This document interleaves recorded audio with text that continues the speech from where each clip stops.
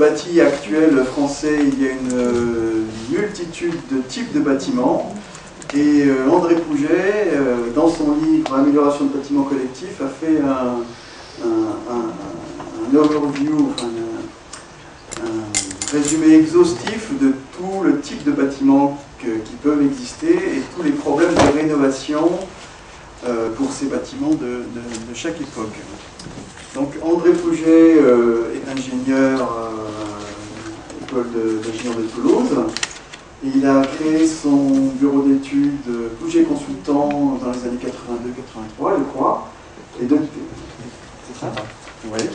Et depuis cette époque-là, il a non seulement œuvré dans les logiciels thermiques, dans la consultance, mais il a été aussi artisan actif dans de nombreuses réglementations thermiques. Je sais qu'au niveau de la RT 2005, vous avez participé notamment. Et donc je vous invite à regarder ce bouquin qui, pour les architectes et les rénovateurs, est très intéressant. Moi, de mon côté, je suis aussi très intéressant d'introduire la conférence de M. Pouget, puisque, à titre de conseil syndical, je dois faire un audit énergétique et j'ai consulté son bureau d'études pour avoir une proposition. Donc voilà, le choix ne dépendra pas que de moi, mais enfin, voilà, donc on a ça. Donc je vais laisser M. Pouget vous parler de la rénovation, l'amélioration des bâtiments collectifs. Merci pour la présentation. Je ne sais pas si je dois me vanter de m'être impliqué sur le sujet de la réglementation. Il y a des fois, je me demande si c'était bien. Mais ça fait effectivement 30 ans qu'on travaille sur le sujet de la non-énergie. On est bureau d'études thermiques. Justement, vous faites allusion aux copropriétés. C'est souvent qu'à l'heure qu'il est, on rentre dans des assemblées générales de copropriétés et puis on entend les gens qui murmurent, qui disent attention, il y a le chauffagiste qui arrive. En fait, on n'est pas réellement chauffagiste, on est plutôt marchand de non-énergie. Je n'ai rien contre les chauffagistes, heureusement qu'il y en a, mais on essaye dans un premier temps de voir comment on peut réduire les besoins. C'est le principe des maisons passives, c'est-à-dire aller vers ces 15 kWh en termes de besoins, de très faibles besoins. Puis après, bon, l'énergie qu'on va mettre, les équipements, il faudra qu'ils soient adaptés à ces faibles besoins, mais ça ne représente plus grand-chose. On a, avec d'autres, je ne suis pas le seul, passé notre carrière, et notamment avec mon ami qui va passer après, à prêcher pour cela. Enfin, moi je tiens beaucoup à la performance durable passive du bâtiment lui-même. Ça dure autant que dure le bâtiment. Aujourd'hui, quand on construit un bâtiment neuf, eh bien, nous, on ne sera plus là, que le bâtiment, il sera là, habité par nos enfants peut-être, ou les enfants des amis, mais en attendant, ce qu'on aura fait de bien, il sera toujours là. S'il n'est pas bien, il sera toujours pas bien, vous voyez, et ça donnera du travail pour nous. Donc je pense qu'il y en aura assez comme ça à rénover le parc, sans en rajouter d'autres. Donc vous ne pourrez pas dire que vous n'étiez pas averti, vous êtes responsable de ça. Enfin, je parle des concepteurs, même des investisseurs. J'ai normalement une demi-heure, donc je vais essayer peut-être de me servir un petit peu des supports, mais je trouve que c'est un peu marchand de paquet de cibles avec ma publicité sur le livre, mais je ne le renie pas. D'abord, je ne suis pas le seul auteur responsable, il y a des architectes dans l'affaire, heureusement qu'ils étaient là, des bureaux d'études, des thermiciens dont je fais partie. Il y en avait deux autres, deux bureaux d'études allemands. On a été chercher des confrères là-bas, que je connaissais auparavant, qui sont spécialisés dans la physique du bâtiment, enfin plus que moi d'ailleurs, et ça nous a permis d'apprendre des choses et on les a mis sur le bouquin. Dans la physique du bâtiment, chez eux, ils ont deux races de thermiciens. Il y a les thermiciens fluides et les thermiciens physiciens du bâtiment. Vous voyez ce que je veux dire? Fluide, c'est-à-dire les systèmes, équipements, tuyaux, chaudières, centrales, je ne sais pas quoi. Et physicien du bâtiment, alors il n'est pas du côté du plombier, il est plutôt du côté du maçon, du côté de l'architecte et du côté du passif, de la construction, de la boîte qui est conçue pour être performante durablement. On insistait là-dessus. Et on n'a jamais trouvé un meilleur capteur que ce qui vous a été présenté tout à l'heure. Une fenêtre qui est au sud, elle sera toujours au sud.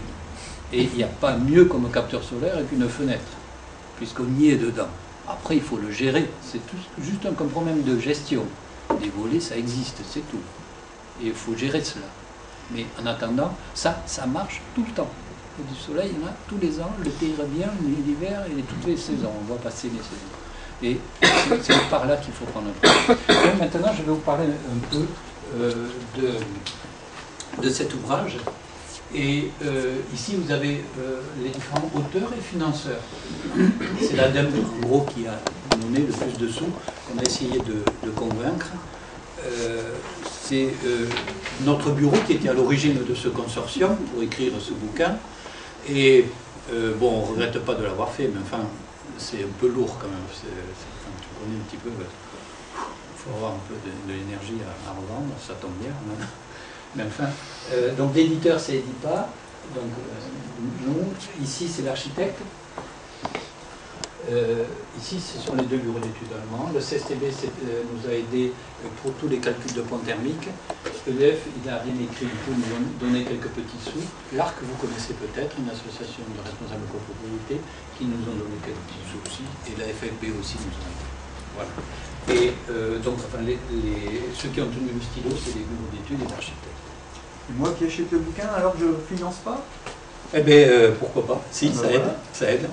En fait, on a cédé des droits d'auteur pour pouvoir que l'éditeur il rentre dans ce truc sans trop. Mais allez-y, achetez-le et faites-le lire à d'autres. Alors, dans un premier temps, juste je voudrais rappeler une chose, c'est que, en fait, je ne vais pas définir le facteur 4, vous en avez entendu parler peut-être, mais enfin, pour relever notre défi vis-à-vis du problème du réchauffement climatique et de la réfrigération de l'énergie, mais en fait, il faut inévitablement intervenir sur le bâti existant. C'est un fardeau. On est obligé de le traiter, c'est pas compliqué. Et pour le traiter, pour arriver à cet objectif, il ne faut pas, c'est pas fromage ou dessert, c'est fromage et dessert. Ce que je veux dire que c'est le bâti et les équipements. Aujourd'hui, il y a une petite gabegie, on va dire, de changement de chaudière, parce que finalement, c'est plus rentable, le temps de retour est plus intéressant, c'est sûr. On change la chaudière et puis après on verra pour l'équipement, l'isolation, bon, ça fait de la poussière, ah oui, ça me prend la place, ah oui, c'est la limite. Enfin bon, on trouve des tas de prétextes qui font qu'on ne le fait pas. Donc c'est un petit peu dommage. Donc il faut savoir que si on veut relever ce défi, c'est inévitablement en faisant l'un et l'autre.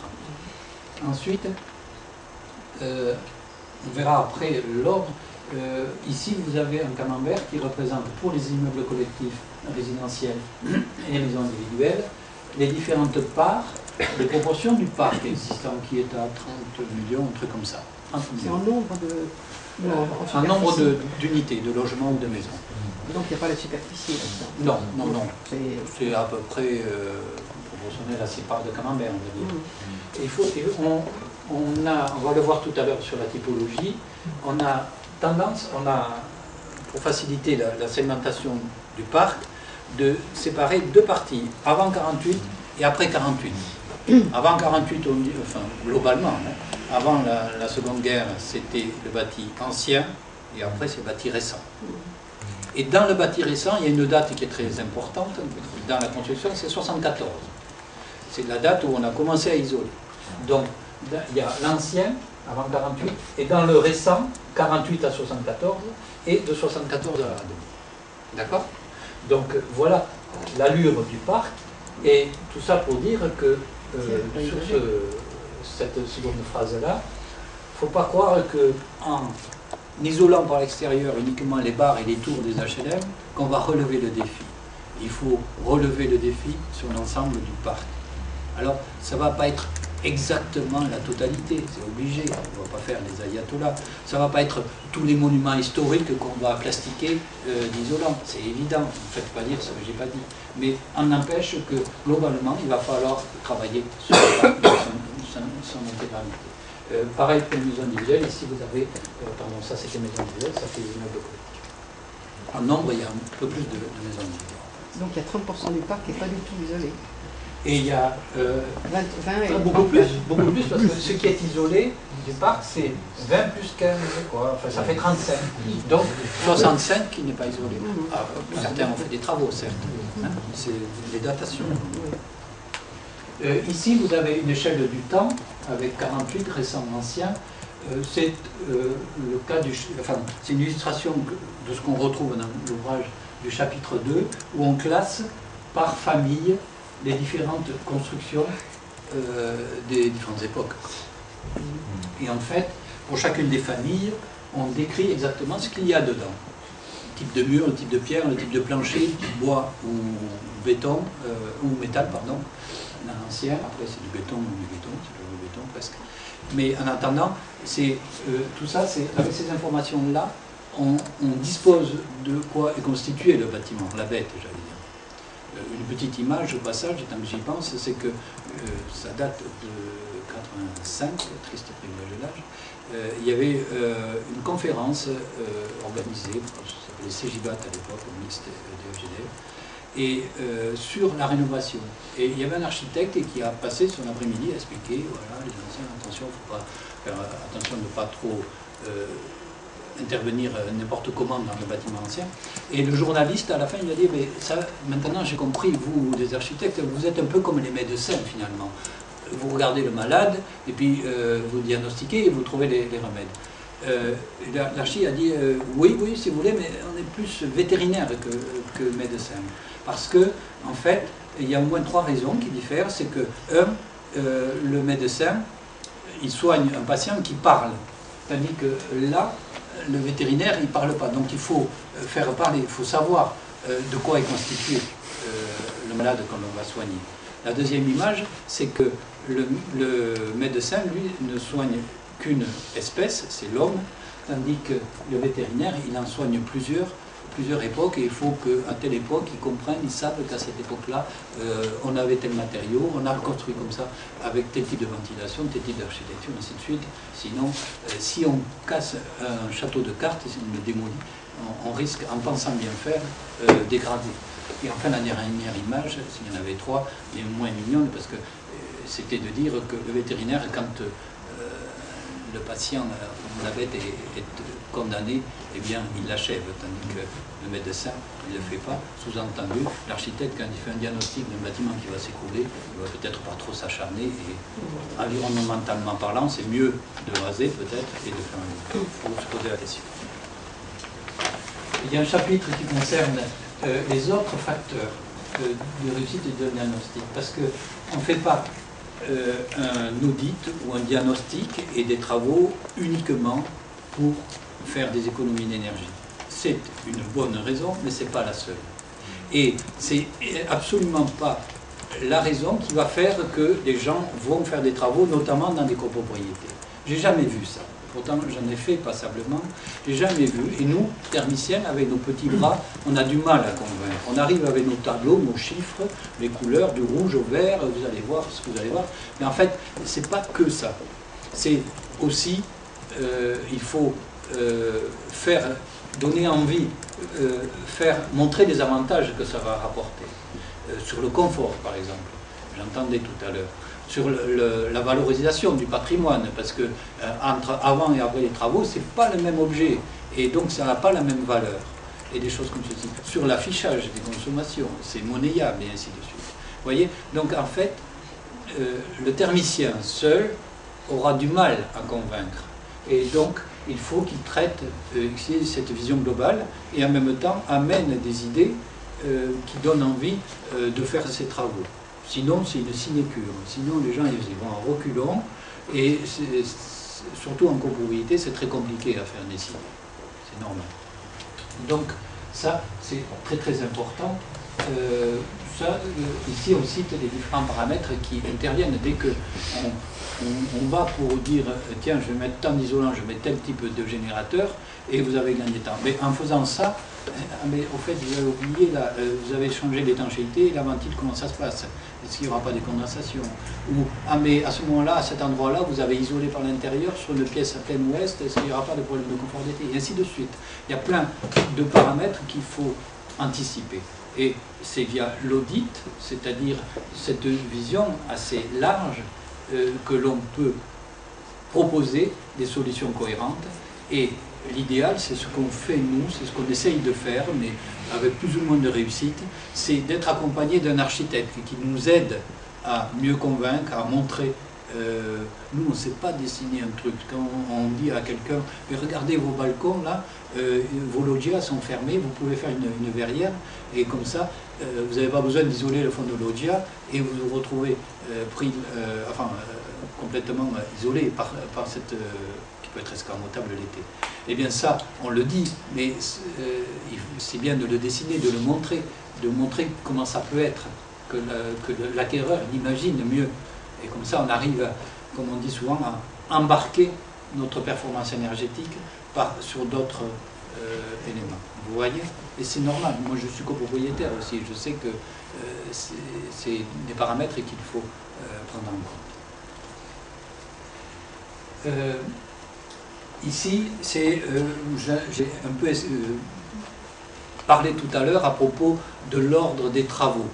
Et ici, je vous donne une espèce d'organigramme ou d'arbre de décision à propos de savoir comment on s'y prend quand on fait un diagnostic.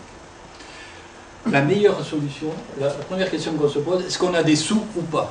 S'il y a des sous, eh bien on fait tout. C'est le bonheur, c'est le Père Noël. C'est-à-dire que, est-ce que les financements sont mobilisables? Et puis, pour arriver au résultat, on fait tout en même temps. C'est là que ça sera le moins cher. Si on ne fractionne pas, c'est là que c'est le moins cher. Évidemment. Après, vous allez dire, ah ben oui, j'ai pas assez de sous. Ok, alors donc vous n'avez pas assez de sous. Alors là, attention, piège. Il y en a beaucoup qui disent, ah ouais, mais de toute façon, ma chaudière est malade. En fait, j'ai jamais vu autant de chaudières malades depuis quelque temps, qui sont souvent des prétextes, en fait. Quand on isole un bâtiment qui n'est pas isolé, un immeuble collectif des années 60, 70, qui n'est pas isolé, entre avant et après, on divise par 5 la puissance de la chaufferie. Par 5. Donc, je dis, oh, ma chaudière, elle est malade, je la change. Ok, je la mets, je mets 100 kW, alors que 20 aurait pu suffire. Je mets 100 kW parce qu'elle est malade. Ok.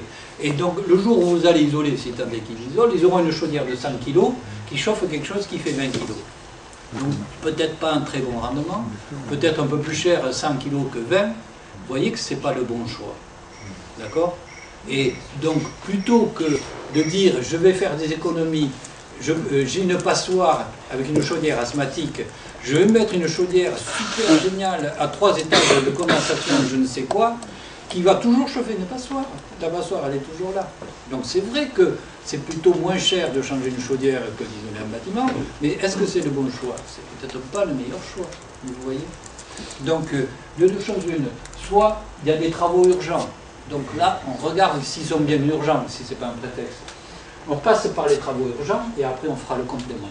Mais ça veut dire que ces travaux urgents, ils doivent être compatibles, nous dans notre jargon on dit compatible BBC, basse consommation. C'est-à-dire que cet équipement-là, si tant est qu'il y ait une chaudière, il faut que, point de vue modulation de la puissance par exemple, elle s'adapte pour que, après, quand on a fini avec le complément, on arrive au même résultat. Mais il faut savoir que à partir du moment où vous fractionnez, ça sera plus cher que si vous faites en même temps. Mais, vous parlez comme un livre, le livre ABC, mais si vous n'avez pas les sous, vous n'avez pas les sous. Donc, s'il y a des travaux urgents, il faut faire attention qu'ils soient compatibles avec la suite. Et s'il n'y a pas assez de sous, et que, ma foi, la chaudière, elle peut tenir encore, hein, parce que quand vous isolez, on libère de la puissance, et donc elle peut tenir un peu plus, et bien à ce moment-là, c'est évident qu'il faut commencer par là et finir par les équipements. Sinon, vous mettez la charrue devant les bœufs et vous n'avez pas beaucoup d'eau. D'accord? C'est très très important. Et les PTZ, les quelques prêts à taux zéro qui se sont faits, tout le monde s'est engouffré dans ce bouquet-là de la chaudière. Tout le monde, la quasi-totalité. De façon minutieuse, on a tué le gisement avec des deniers publics. En pensant bien faire.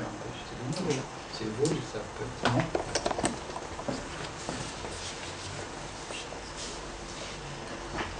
Donc ça, c'est le cheminement. Vous avez vu, on commence par le bâti, et puis si on a les sous, on finit avec les équipements, sinon on le fait l'année d'après ou 2 ans après. Donc la première question qu'on se pose, c'est on regarde au niveau des baies, si elles sont changées, et des façades. En fait, pour un immeuble au moins, le poste le plus important, c'est les façades, parce qu'après, une toiture et plancher, c'est plus petit quand même par rapport à la hauteur. Eh bien, la façade, la meilleure solution, évidemment, c'est d'isoler par extérieur. C'est sûr et c'est certain. Mais, bon, on ne parle pas d'ici, c'est magnifique, mais il y a énormément de cas où c'est impossible d'isoler par l'extérieur. Eh bien, si vous avez une autre solution que je ne sais pas où, moi, je n'ai pas d'autre solution que par l'intérieur. Et cette solution-là, elle est plus complexe, évidemment. Et on arrive chez vous avec la brouette, les plaques qui font 2,50 m, les sacs de sable, de plâtre. Donc c'est un peu compliqué, parce que rien que de faire ce doublage, déjà, ça oblige à faire tous les travaux partout.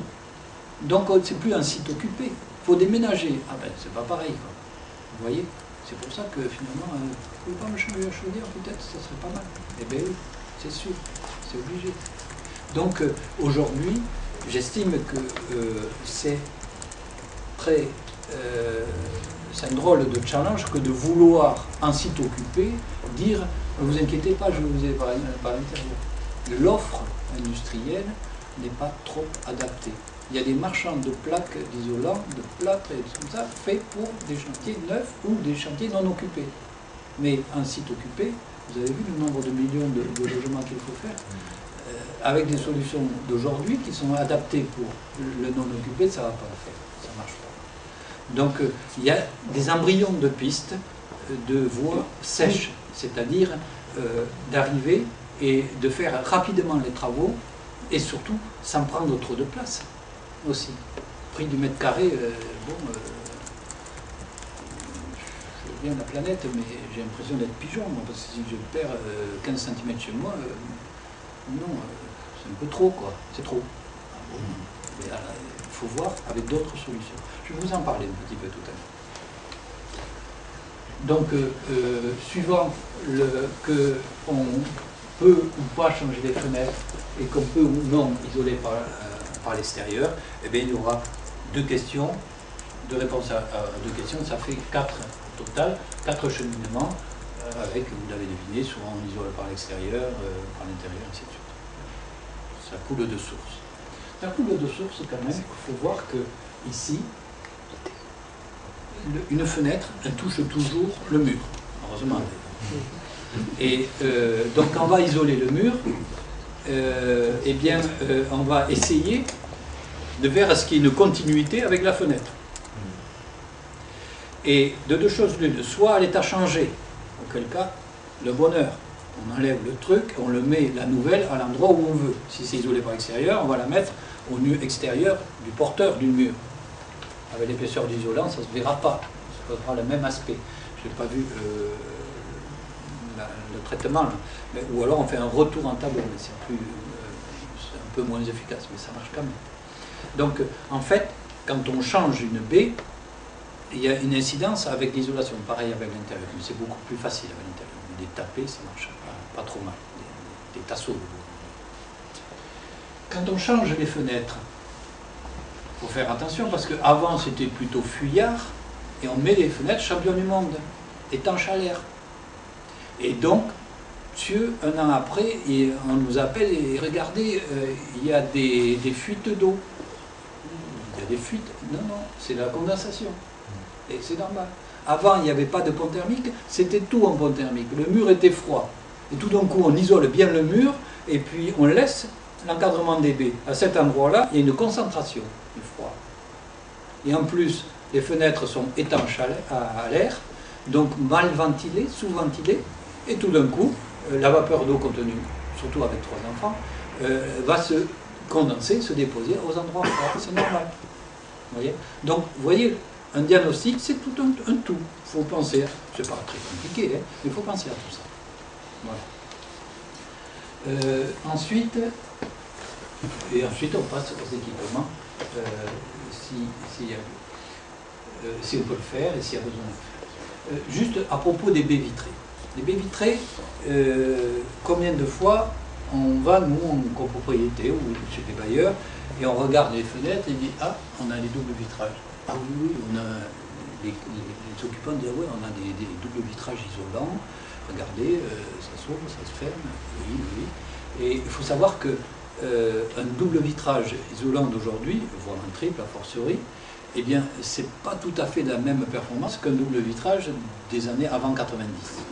90-95, ça a commencé à décrocher. Mais avant, c'est en gros du simple au double. C'est facile à se rappeler, du simple au double. Donc, monsieur, mon double vitrage, c'est un double vitrage, et il n'est pas en panne, regardez, il est encore beau. Non, non, non. Il y a des techniques de gaz entre les deux vitrages, si vous connaissez, de vitrage permissif, de joint à bord chaud, enfin, je ne vais pas passer les détails, qui font que c'est du simple au double. Et donc, les gens, ils ont peur de jeter, enfin, c'est du gâchis, je ne veux pas jeter ça. Il faut savoir qu'on peut les recycler. Les vitrages, les menuiseries, donc il y a maintenant des filières de recyclage. Ça fait moins de deuil que de le mettre à... Voilà, donc je ne vais pas trop insister. Dans un premier temps, partir dans le bon sens. Évidemment, éviter de s'arrêter au milieu du gué, parce que une isolation qui fait 10 cm, parce que vous dites, bon, je vais faire une petite économie, je ferai plus tard, 10 cm de plus, non, vous ne le ferez jamais, parce que 10 plus 10, c'est pas le même prix que 20 d'un premier coup. Hein. Vous voyez, enfin, j'enfonce des portes ouvertes, excusez-moi, mais c'est très important. En fait, il faut, au niveau des travaux, quand on n'a pas l'argent pour tout faire, et ça arrive souvent, et au niveau des prestations que l'on met, c'est qu'il faut qu'elles soient compatibles le jour où on aura fait là où on ne pouvait pas payer, et qu'on arrive au résultat visé. Vous voyez? C'est comme ça qu'il faut le voir. Et donc, il faut que ça soit compatible avec le résultat. Voilà. C'est ça aussi ce que vous avez peut-être entendu parler des bouquets de solutions. C'est ça. Bon. Oui, là, excusez-moi, ça va être pour les maniaques. Là, c'est le chapitre 4, ça concerne enfin, pour nous, c'est une super aubaine pour les thermiciens. C'est tout un chapitre de tableaux qui donne des valeurs des ponts thermiques pour les bâtiments anciens en rénovation. Jusqu'à présent, les thermiciens de France et de Navarre ne disposaient pas de ces valeurs-là. Ils les disposaient pour des ponts thermiques pour la construction neuve, rénovée ou enfin neuve, mais sur l'ancienne, ça n'existait pas. Donc on travaillait plus ou moins par extrapolation, on ne faisait pas un fromage, mais en attendant, ça manquait un petit peu de rigueur. Et donc là, tous les cas sont faits avec tous les types de bâtiments, tous les bâtis, briques, pierres, pan de bois, enfin je vais passer des détails, avec avant et après isolation, et ainsi de suite. Donc c'est un petit plus pour les thermiciens à qui ça facilite un petit peu la tâche. Voilà par exemple un exemple de tableau. Je suis en bâti pierre, ici c'est la liaison du refend avec le plancher bois ou métal. Je suis dans tel cas, j'ai mis de l'isolant dessus et j'ai la valeur du point thermique, vous voyez. Peut-être que ce n'est pas votre domaine, je m'excuse de vous. Mais pour nous, ça nous aide bien. Voilà, il y a un dernier chapitre où plusieurs acteurs de la construction se sont exprimés, ils ont raconté ce qu'ils avaient envie de dire. Et donc là, il y a différents acteurs que je pense intéressants qui ont dit comment ils voyaient le sujet de la rénovation des immeubles collectifs. Ça, c'est, par exemple, ça c'est un bâtiment qui a été isolé par l'intérieur. Vous imaginez très bien qu'on va faire isoler par l'extérieur. Ça, c'est, mais on ne voit pas bien, je m'excuse, c'est un bâtiment qui a été isolé par l'extérieur. On voit ici, c'est la laine de roche qui est appliqué à l'extérieur.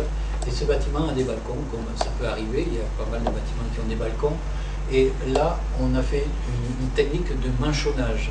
C'est-à-dire qu'on a isolé en sous-face du balcon et en surface.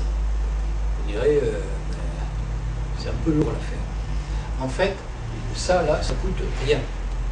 Ça coûte rien. C'est 3-4 cm. Le fait qu'on augmente la longueur que doit traverser la chaleur, ça n'isole pas des masses, ça, mais ça augmente le gainage de l'ailette de radiateur, et donc ça diminue sensiblement le point thermique. Donc ça ne coûte rien de faire cette surface. En revanche, dessus, ça coûtait un peu plus cher, mais c'était un peu esquinté, il fallait refaire le sol. Donc voilà.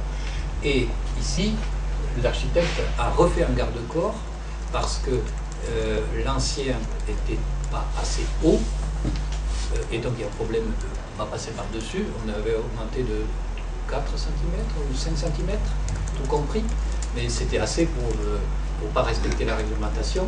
Donc il avait une autre solution, c'était faire une lisse au-dessus. Ça aurait coûté beaucoup moins cher, mais bon, là, ils se sont fait plaisir parce qu'ils ont fait en même temps un truc là, ici en zinc, horizontal, et ça fait un peu un trompe-l'œil, parce que le fait d'avoir épaissi ce balcon, c'est moins joli quand même que quand c'est fin. Et donc le fait d'avoir cette ligne horizontale là, ça donne une illusion que c'est plus fin. Vous voyez, ce trait horizontal. On va plus le faire à la peinture aussi. Tout ça pour dire que il existe aussi des solutions, même sur des cas qu'on pensait inespérés. Je termine. Ah oui, je termine là-dessus. En fait, je vais vous montrer un exemple d'évolution des déperditions d'une façade avec différents cas de traitement de cette façade. Je parle d'une façade qui n'est pas isolée et avec un double vitrage ancien, première génération, avant les années 90-90. D'accord? Voilà, il y en a beaucoup comme ça. Ok? Je vais lui faire une première mesure. Allez, j'ai pas peur, je change la fenêtre. Je pense que c'est une erreur de changer la fenêtre sans penser à l'isolation. Parce qu'après, il va falloir se débrouiller pour se marier avec... J'ai fini mon temps. Non, c'est par rapport à la vidéo. Ah oui, d'accord. Merci. Donc, je change la fenêtre. Autre mesure, je change la fenêtre et j'isole par l'intérieur. D'accord? Une fenêtre performante. Une autre mesure, hop, même si j'ai changé la fenêtre, je vais isoler par l'extérieur. Mais là, pas de chance, j'ai pas assez pour faire de retour en tableau. C'est un scénario, hein, d'accord? Bon, là, un cas où j'ai un peu plus de chance, finalement, j'ai réussi à caser, pas aussi épais, mais un peu plus de retour, d'accord? Et là, fenêtre, isolation par l'extérieur, il y a les hypothèses là, et retour en tableau. Et enfin, le dernier cas, c'est celui-ci. Évidemment, c'est l'idéal. Je change la fenêtre en même temps que j'isole par l'extérieur, si j'ai la possibilité d'isoler par l'extérieur. Et cette fenêtre, la nouvelle, je vais la mettre ici, au lieu de la mettre là. Donc j'évite ces retours ici, j'évite ce petit pont thermique ici. D'accord? Là, c'est le plus méchant, je vous dis de suite. Et là, maintenant, je vais vous donner l'évolution des déperditions de la façade. On va dire que la première, elle est de 1. C'est un chiffre rond. 1, on dit que c'est 1 la façade, ou 100 comme vous voulez. La seconde, je change les fenêtres, pouf, j'ai gagné 25% d'un bon coup. Pas mal. Je change la fenêtre et j'isole. J'isole soit par l'intérieur, soit par l'extérieur. Je ne vous ai pas tout dit, il faut tout dire. Et ici, j'avais mis 12, parce que c'est ce qu'on met en épaisseur de doublage, qui est déjà pas mal, avec un bon doublage. Et quand on fait de l'ITE, de l'isolation par extérieur, 16, c'est un minimum. Donc, je n'ai pas fait le cas d'école où je mettais 14 d'un côté et 14 de l'autre, parce qu'il n'y en a aucun qui correspondait à la réalité. J'ai fait ce qui correspond à la réalité. D'accord? Et donc, je vois que, finalement, les 12 cm ici sont équivalents à mes 16 ici. Ah, je l'avais su, vous voyez. Sans compter que là, c'est l'exemple que je vous citais tout à l'heure. C'est là où il y aura la pathologie, c'est sûr et c'est certain. Ça, c'est garanti. Ici, je m'obstine à laisser la fenêtre là, et je fais le retour en tableau. Vous voyez, donc je gagne un petit peu, mais bon, pas grand-chose, mais j'ai réglé mon problème de pathologie. Ça, c'est le plus important. Enfin, je termine. Ici, vous êtes à 0,15. J'ai presque divisé par 10. Vous voyez? Et c'est quand même dommage de s'arrêter si on fait par l'extérieur, de s'arrêter vers ces solutions-là. Celle-là, de toute façon, on va proscrire. Je ne devrais même pas la mettre. On va mettre un trait rouge à travers. Mais vous voyez, il y a quand même un gagner. Sans compter que là, il y aura un peu plus de lumière que là. Parce que, il faut tout dire, quand vous avez une simple vitrage ou un double vitrage ancien avec une petite menuiserie et que vous mettez une super menuiserie, une très bonne menuiserie, il y a peut-être un peu moins de surface de clair. Peut-être ça peut l'être. Et donc, suivant, si vous l'encastrez en plus dans une épaisseur de mur plus épaisse, c'est pas terrible. Alors, quand c'est vitré normalement ou un peu abondamment, c'est pas gênant. Ça marche. Si au départ la maison elle était très peu vitrée, là ça devient un peu compliqué. Et donc l'idée de ramener ça un peu vers l'extérieur, ça donne un peu d'air. Vous voyez? Même si c'est pas. Voilà. J'ai terminé. C'est les joyeux lurons qui ont participé à l'écriture de l'ouvrage. Voilà, je termine là-dessus. Et en fait, là maintenant, je vais vous montrer un film. En fait, c'est pas un film, c'est des photos qu'on a pris très rapides, cadencées. Et c'est un chantier qu'on a fait quelques rues ici, dans le quartier. Donc, vous imaginez le quartier comme il est. Ceci dit, c'est pas un bâtiment comme ça, c'est un bâtiment en briques, mais assez beau quand même. Donc, on ne pouvait pas isoler par extérieur. Et je vous l'ai dit tout à l'heure, quand on isole par l'intérieur, enfin moi, j'accepterai pas qu'on me pique 12 plus 1 de plâtre plus 1 de colle, ça fait 14 cm. Moi, j'accepte pas, surtout ici, on parle de millimètres carrés.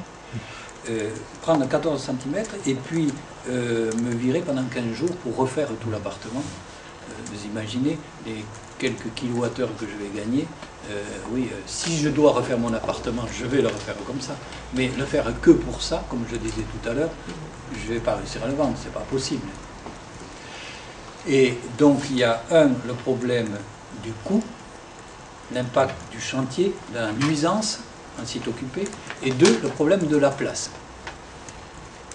Et ce que je vais vous montrer, c'est qu'on a essayé de relever un défi avec des super isolants, high-tech, un peu plus cher, on va dire, vous en parlez, et de les poser à sec, avec de la colle un peu particulière, et de mettre un revêtement dessus, déjà pré-peint et taillé, tout aux dimensions. On démonte ce qu'il y a au départ, on pose le produit, on remonte à l'identique et on s'en va. On a fait ça dans la journée. Le matin, le gars est parti, bosser, il a laissé ses clés, et le soir, il est revenu, pas tôt heureusement parce qu'on était un peu à la bourre, et il est revenu, c'était fait. On a fait le chantier d'une pièce en une journée, avec un produit un peu particulier, je vous parle. J'ai oublié d'amener l'échantillon, mais c'est pas grave, on se reverra. Allez, regardez bien. Le plein écran. Le plein écran. Étienne.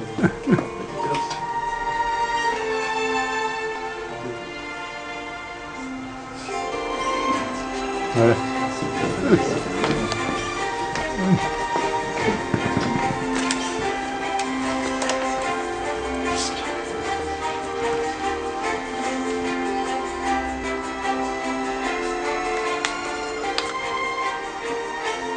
Un placard à droite. On change la fenêtre.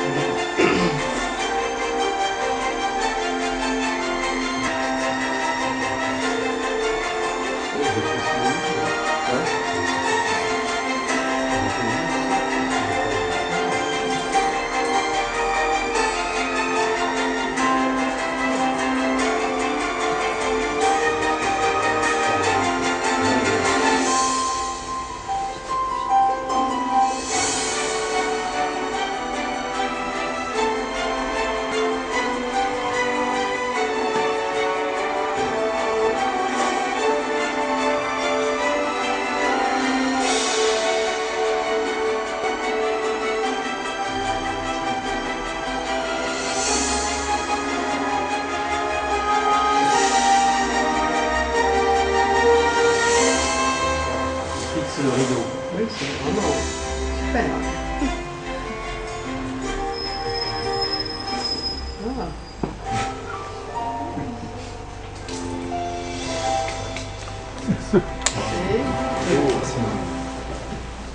C'est ça le produit.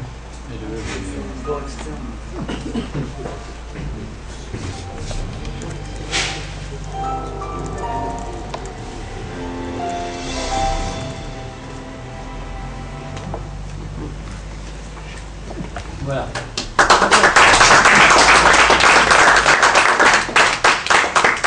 Merci. Chaque fois qu'il passe, je suis un petit peu ému. Toutes les heures qu'on a passées pour faire ce maillon chantier. Je vais juste vous le commenter rapidement. On a mis en place des produits d'isolation sous vide. Je ne sais pas si vous avez entendu parler.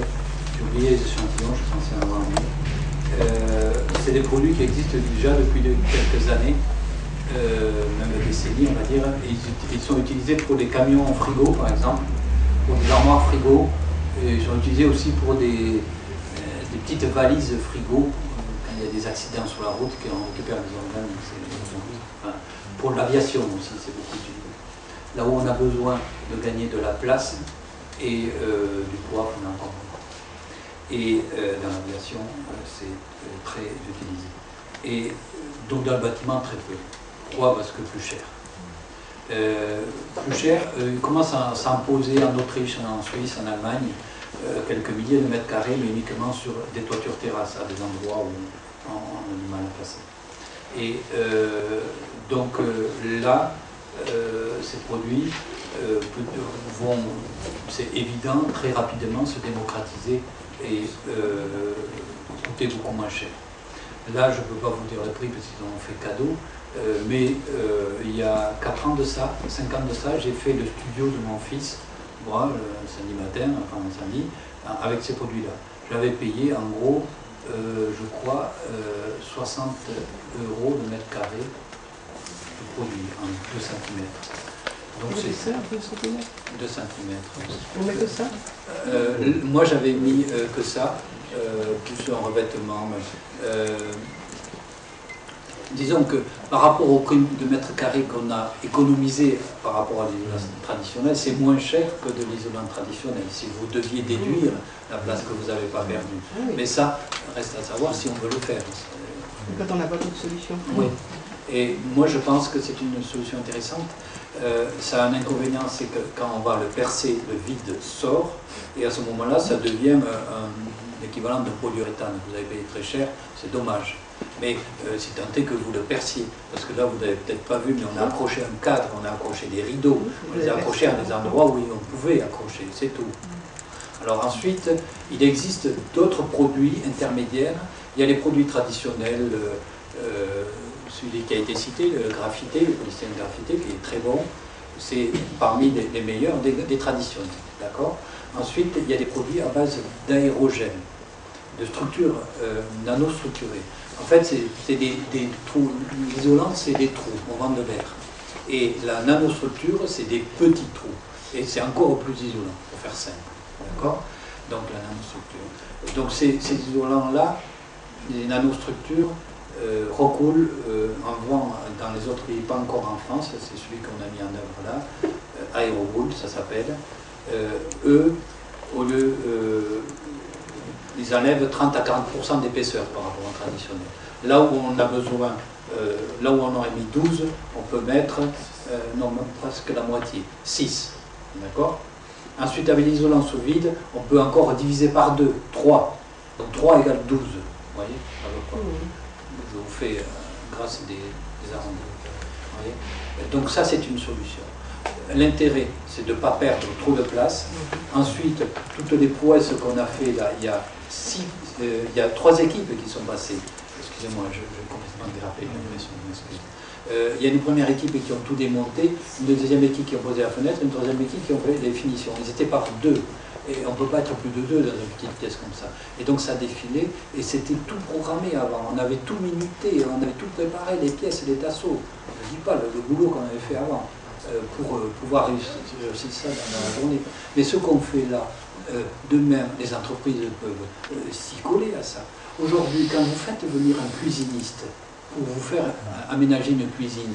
Ben, le gars, il y a l'électricien, le plombier, du peintre, du sanitaire, enfin, il y a tous les métiers. Et ils s'organisent, ils font tout, je m'occupe de tout, je vous la voulais comment votre cuisine? Il montre des photos, je veux celle-là. Il vient, il fait. Et là, c'est ce qu'on a fait, qu'on a essayé de faire. Je m'excuse. Oui, allez, Non, mais c'est tout simple. On ne peut pas, donc, dans ce produit sous vide, si on veut mettre un tableau ou quelque chose, on peut rien mettre. Alors. À l'endroit des liaisons, on peut. Voilà. Ah oui. Mais il suffit de calpiner, de dire à tel endroit. Oui, on veut mettre quelque chose. Sinon, l'aérogel que je vous ai cité entre les deux, lui, on peut. On peut percer où on veut. Dans l'aérogel, il était 6 cm. Oui, oui. Alors, le film que vous avez vu, vous l'avez sur notre site internet. Je vous ferai passer une table.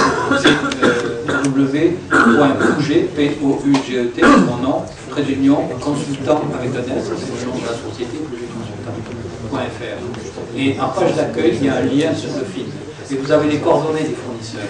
Et si vous voulez des noms de gens, il y a nos coordonnées, je vous le ferai passer.